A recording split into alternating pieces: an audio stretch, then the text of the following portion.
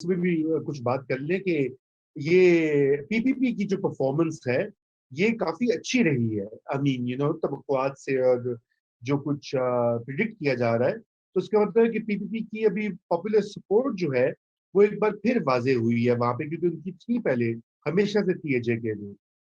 आप सही है, सही बात है उसकी। देखिए ना, पीपीपी ने तो अपने आप को पंजाब में डिस्क्रेडिट कर लिया हुआ है, मगर पीपीपी की हुकूमत के दौरान उनकी उनकी हुकूमत आज़ाद कश्मीर में भी थी। और डोंट फॉरगेट, बड़ी पुरानी एक आइडियोलॉजिकल लेफ्टिस्ट बेस है पीपीपी का, और स्पेशली इन आज़ाद कश्मीर। और पीपीपी की हुकूमतों के दौरान आज़ाद कश्मीर को बड़ी अच्छी ट्रीटमेंट दी गई। तो डेफिनेटली उनका एक वोट बैंक है वहाँ, इससे कोई शक ही नहीं है। और वो वोट बैंक आपने देख ही लिया, वो आइडियोलॉजिकल वोट बैंक है। वो नहीं केयर करता कि जी इस्लामाबाद में कौन बैठा है कौन नहीं बैठा। That's ideological. मुस्लिम लीग का इतना आइडियोलॉजिकल नहीं है, अगर होता तो और भी ज्यादा वोट पड़ता मुस्लिम लीग को। अभी ये वहां नहीं पहुंचे जहां पीपल्स पार्टी एस्टैब्लिश्ड। सही, बिल्कुल सही। तो अब आगे बढ़ते हुए वो जो पहले हम बात कर रहे थे मियां साहब की मुलाकात का, सेठी साहब मुझे थोड़ा सा ये बता दीजिए, इस टॉपिक को रैप अप करते हैं, कि ये उनको ठीक है सऊदीज ने कह दिया आप मिल लें, तो सऊदीज ने क्यों मिलवाया, क्या उससे क्या वो पाकिस्तान, मियां साहब इस पोजीशन में है कि वो पाकिस्तान की पॉलिसी को इन्फ्लुएंस कर सकते हैं? मेरा तो ऐसा ख्याल नहीं है। और क्या सऊदीज को या अफगान गवर्नमेंट को क्या हासिल हो सकता है पोटेंशियली? सिर्फ मैसेजिंग ही हो सकती है, अगर आप ने जो बात कही पहले, या ये मैसेजिंग है उनको क्लियर पाकिस्तान में मुख्तलिफ हलकों को, गवर्नमेंट को, कि हम लोग नवाज शरीफ से बात करते हैं और आप चाहे जो मर्जी समझें। तो इससे पहले कि सेठी साहब इसका जवाब दें, मैं कुछ दो चार खबरें जो है वो बता दूं, अगर वो मुतालिक हैं आपके सवाल से या नहीं है। कल सऊदी अरब के वजीर खारजा आ रहे हैं पाकिस्तान, और इसी हफ्ते में अमरीकी वजीर खारजा दिल्ली जा रहे हैं, और इसी हफ्ते में पाकिस्तान के कौमी सलामती के मुशीर मुईद यूसुफ और DGISI वाशिंगटन जा रहे हैं।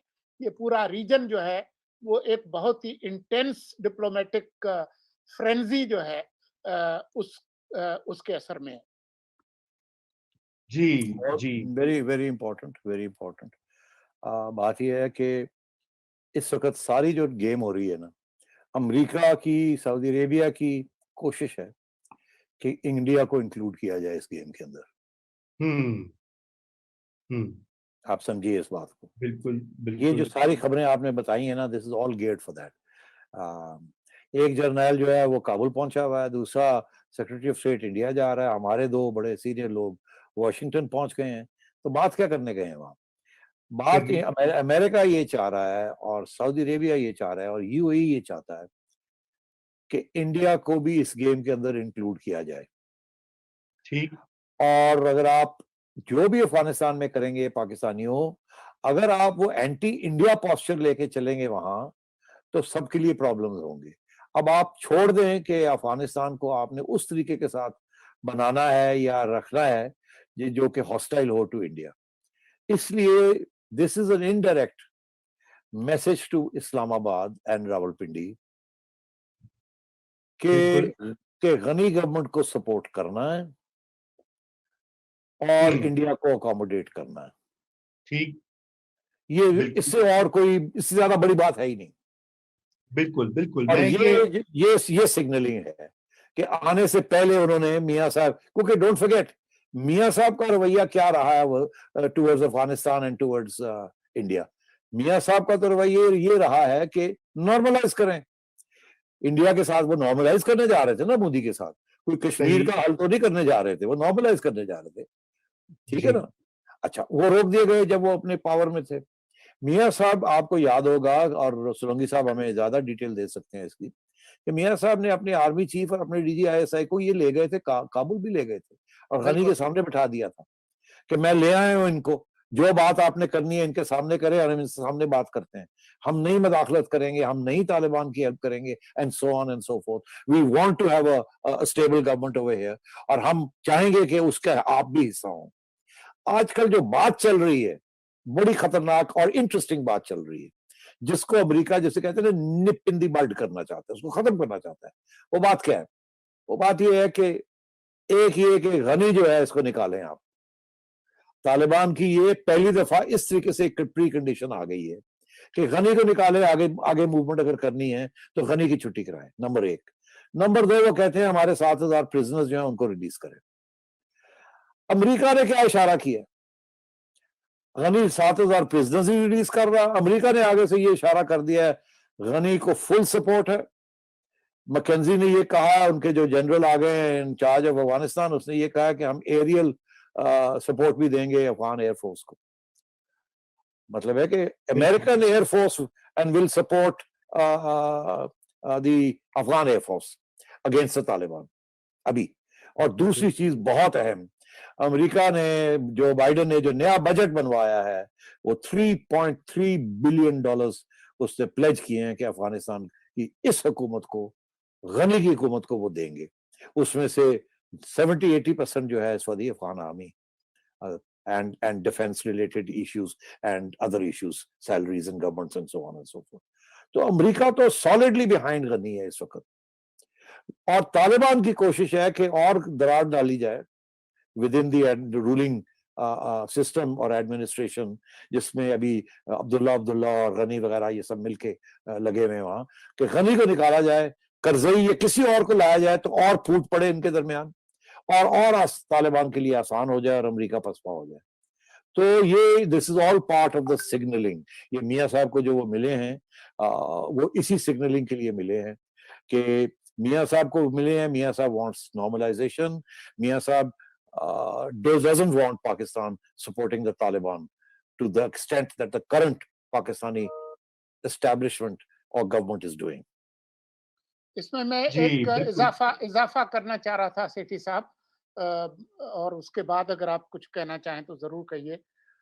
ब्रूस राइडल आप जानते होंगे, उसने अभी ये कहा है, और ये जो सी राजा मोहन है उन्होंने रिपोर्ट भी किया है अपने लेटेस्ट आर्टिकल में कि, और ये टोनी ब्लिंकन जो हैं अमेरिकी वजीर खारजा के दिल्ली पहुंचने से पहले ये छपा है कि ब्रूस राइडल ये कहते हैं कि इंडिया को चाहिए कि जो टेक्निकल सपोर्ट अफगान गवर्नमेंट को चाहिए, खासतौर पर एयरफोर्स के हवाले से, कि तालिबान की जो मूवमेंट है उसको, मोमेंटम को रोके, जो कि अमेरिकी वजीर दिफा ने भी अभी इंटरव्यू में कहा है कि अफगान हुकूमत को चाहिए कि वो इनकी जो मोमेंटम है उसको रोके। तो उसमें उन्होंने यही मशवरा दिया है कि इंडिया भी सपोर्ट करे अफगान गवर्नमेंट को टेक्निकल कैपेबिलिटीज में। देखिए, ये आप बिल्कुल सही कह रहे हैं। तो आपका क्या ख्याल है, तालिबान अगर चाहें तो इस मोमेंटम को मेंटेन भी कर सकते हैं और बड़े शहर भी ले सकते हैं इस वक्त, especially in the south east and southeast, मगर नहीं ले रहे वो। वजह वो देखिए ना, कंदहार जो है वो कल चाहे तो ले सकते हैं, नहीं ले रहे, उसको गिराव में है मगर ले नहीं रहे हैं। वहां से रेफ्यूजीज जा रहे हैं, मगर वो उन्होंने अभी सीज नहीं किया कंदहार। क्यों? उन्हें याद है 2001 में क्या हुआ था, जब उन्होंने काबुल सीज कर लिया था तो अमेरिकन B-52 बॉम्बर्स ने इस किस्म की कारपेट बॉम्बिंग की थी कि तालिबान अगर एक जगह पे कॉन्सेंट्रेटेड थे तो वो तो तबाही का उनके लिए रास्ता था। तालिबान अभी कहीं भी एक जगह पे कॉन्सेंट्रेट नहीं होंगे। अमेरिकन रीपोजिशनिंग जो हो रही है forces is from the air, ground troops withdraw हो गए, रीपोजिशनिंग हो रही है अक्रॉस द होराइजन, जो मैं पहले दिन से कह रहा हूं। और वो अभी जनरल मैकेंजी जो है उन्होंने कंफर्म कर दिया है कि we will lend support to the Afghan air force and the Afghan army via air.